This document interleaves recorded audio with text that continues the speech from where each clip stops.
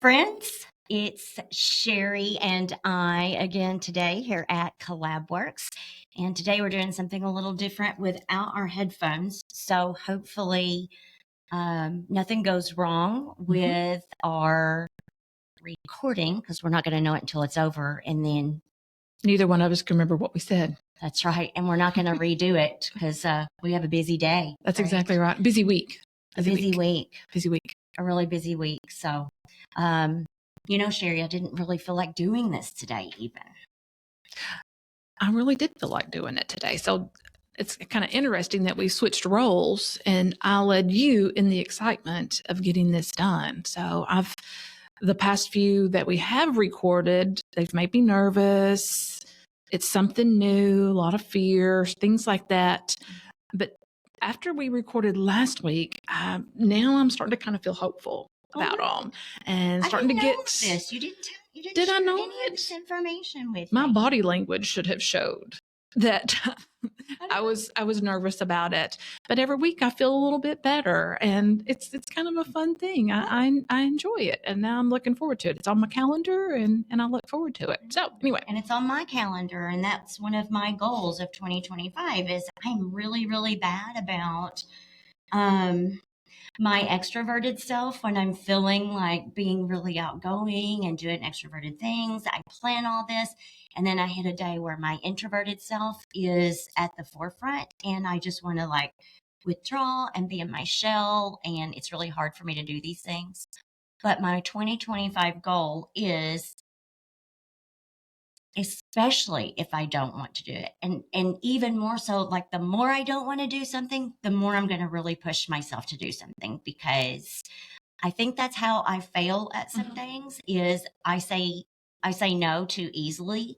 And then tomorrow when I mentally feel better and my extroverted self has come to show up after the fact, then I'm upset because I missed an opportunity to do something I wanted to do. So anyway, I'm probably not my best self today because I didn't want to do this because I didn't feel good about it, but I'm here and I'm glad that you helped me be here. So, wow. And I'm also glad you sent us a subject for today to think about. So I'll just let you tell them what we're going to be talking about today. All right. Well, I'm glad you're here today, too. I think you're fabulous no matter how you show up. So just keep showing up every day. So this morning, I was thinking about last week we picked a word. And this week, couldn't think of a word. Or I did actually think of a word, and I thought, she's going to think that's so stupid. I'm going to get something off the cuff from her. And actually, I shared the word with her as we were talking before we met, and it didn't go anywhere like what I thought. So the topic that I thought about today is, how is accounting a hopeful industry? And, we're going into tax season. And if you are an accountant or you're in the finance industry, we all tend to share these negative feelings about tax season all of the time, the dreaded tax season. But you know what? It's another season, folks. It's kind of like winter here is right now in Kentucky. It is cold outside. Oh my gosh. It is so cold. It is so cold outside. Our coldest day of the year. That's today. It's the coldest day of the year. And that's kind of how what you're saying, going into tax season feels like sometimes it's cold. Not just for our tax preparers, but like firm wide, it's cold. Even people who don't do taxes seem to dread tax season. So why is that? What built the culture like that, and how can we look at it differently, Sherry? I don't know exactly what built it, but it's kind of, I guess it just started a negative snowball effect and then just kept growing, and then it stuck, kind of a thing. And I guess that's where a lot of people's beliefs start to become they probably had a positive thought about them at first. I don't know. And then they just became more. People get so excited. I want to prepare tax returns. I can't wait to prepare tax returns.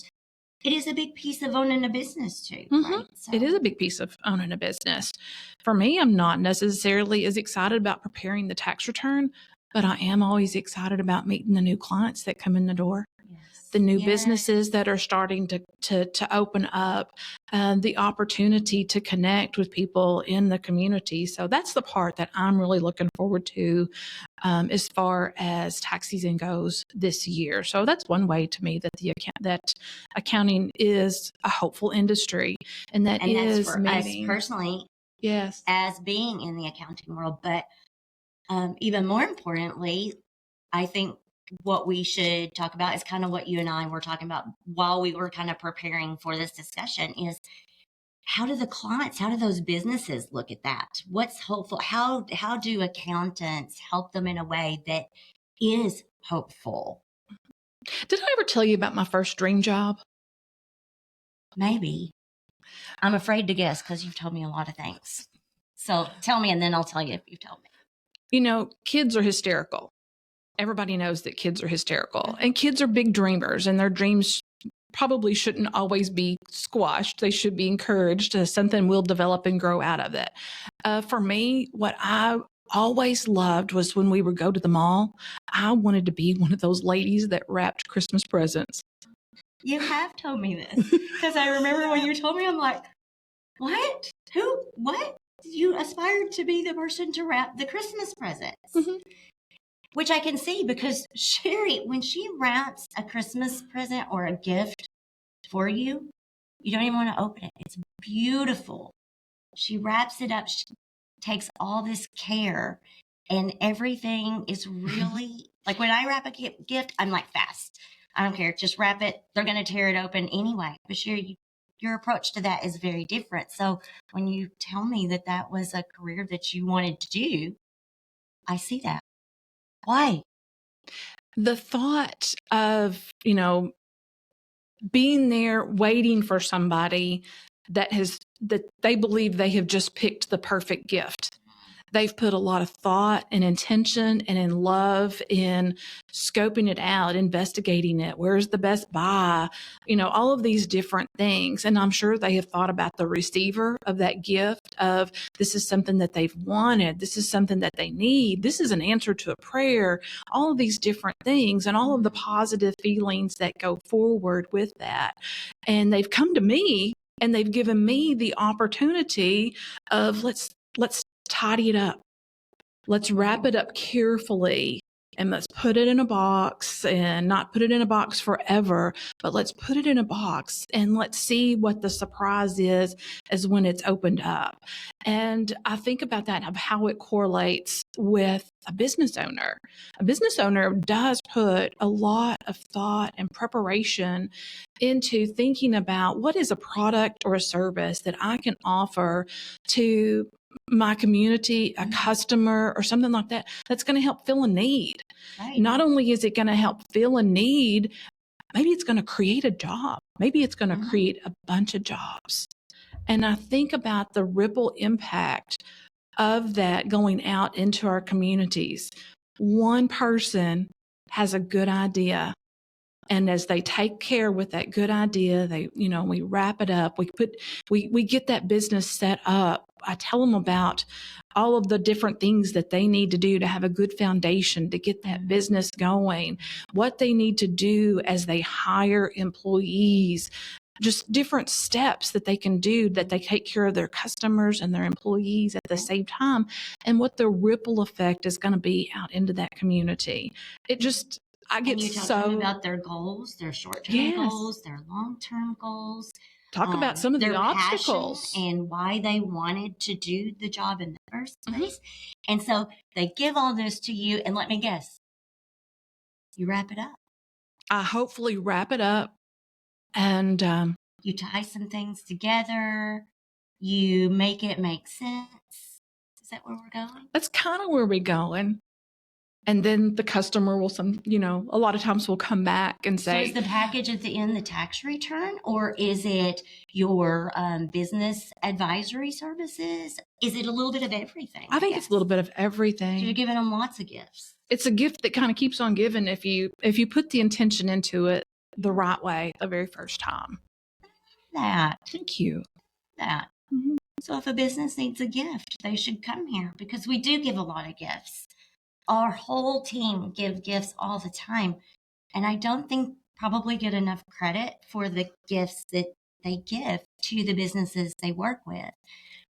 And some of the gifts are just the time and the friendship and the camaraderie, right? And just building partnerships, but also the years and years and years. Do you want to talk about how many years experience you have to come up with the knowledge that you have to share that, right? So because really you are a time warp creator, basically. Did you know that? That's your superpower. Oh, I didn't realize that. Something that would take them how many years? Let's just say, how long you been in accounting? I hate to say, because I'm gonna get a lot of comments about this. I have been working for this firm since 1991. I have over 30 years. I hope I get the comments of, oh my gosh, you must have started when you were 2. That's going to be so fabulous to see those later. And you will get those comments, I'm sure. Okay. Yeah, over 30 years. You still learn something every day about business. Constantly.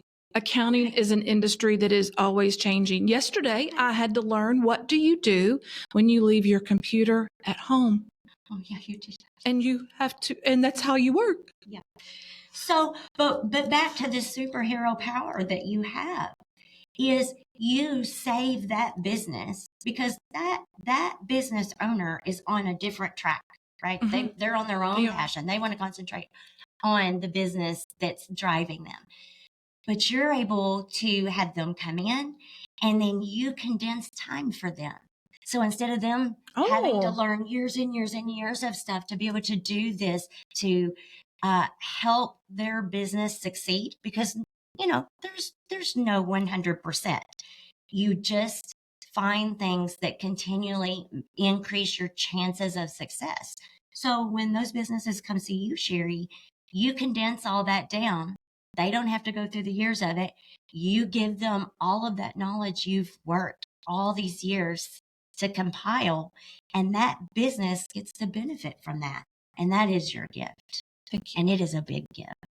Thank you. And anyone out there that doesn't know Sherry Newcomb, you need to. And those of you who do know Sherry Newcomb, you've probably gotten a gift from her, and you probably would say, I know exactly what you're talking about with her.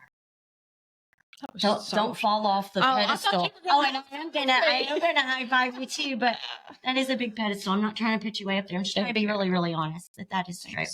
And that goes into the culture of L.A. Miller over there in the accounting side. Is everybody is like that. They're very passionate, but Sherry leads a lot of the people in the team. She's, they look up to her and they follow her, and she's created that kind of culture that those businesses are not just businesses. They're not just a number. They really, truly are our partners, our friends, and some of them want to be so close that we do consider them extended family. That's true. That's really true. So back to this, getting us back on track for a minute, because, hey, we put timers out today, y'all. Yeah. Look. Yeah. Just like on Days of Our Lives, times through the hourglass. Because we were running a little long, because Sherry and I talk a lot and get off track. And then we're like, where did we start? And how did we get here? Which is exactly where we are. But so accounting.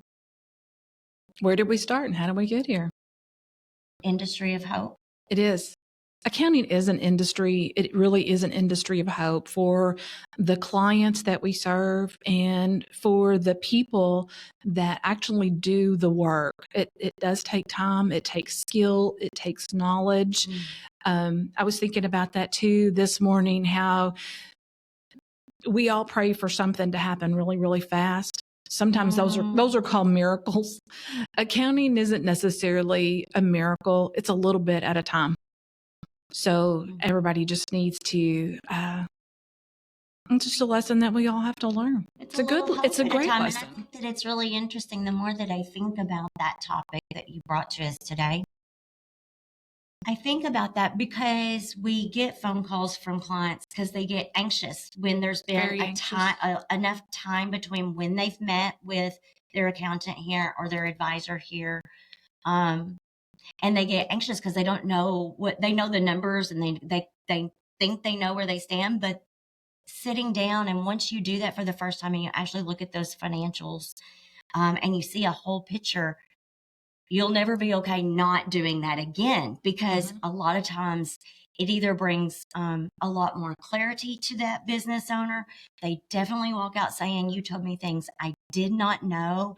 And now I have a place to put my focus for the next, say, quarter, because quarterly meetings, right? Right.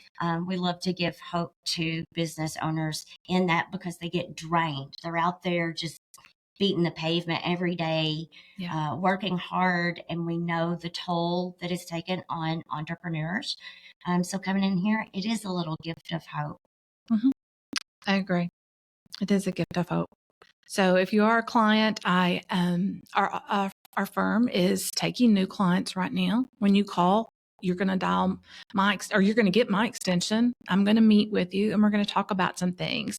It is a little bit at a time. So it is a step-by-step process. As I talk to you about those things, I try to figure out what your circumstance is, what's going on, and how our office can serve you. From there, after I do that meeting, I go back to my office and I type up all kinds of notes so I can transfer that information to our team. The notes, like she writes journals about the clients, everything, which is wonderful, because anyone on our team then can look at those notes and know a lot about that business, what it does, who owns it, how we get in touch. So anyway, sorry to interject, but that's really important, because she is so detailed. We did have a potential new client that came into the office last week, and one thing that stuck with me and our payroll department manager, we went at the same time, and this individual made the one comment of, "I just really want to be seen," and that struck both of us, and it's really stayed with us. In today's society, we move so fast, and we have become so desensitized to each other. And a lot of times people just want to be seen. So I love being that first.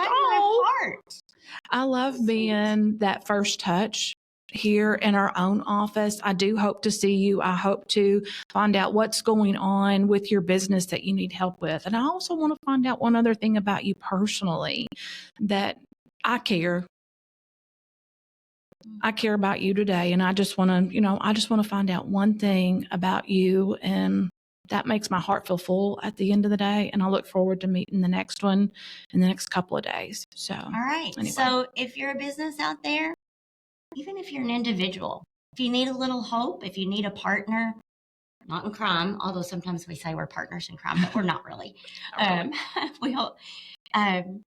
Then you call L.A. Miller, 270-575-3444. Sherry? I'm extension number 101. All right. Call her. Set a time with her. Let her give you some hope. Let her help you with all those years of experience that she has. And she'll be your superhero.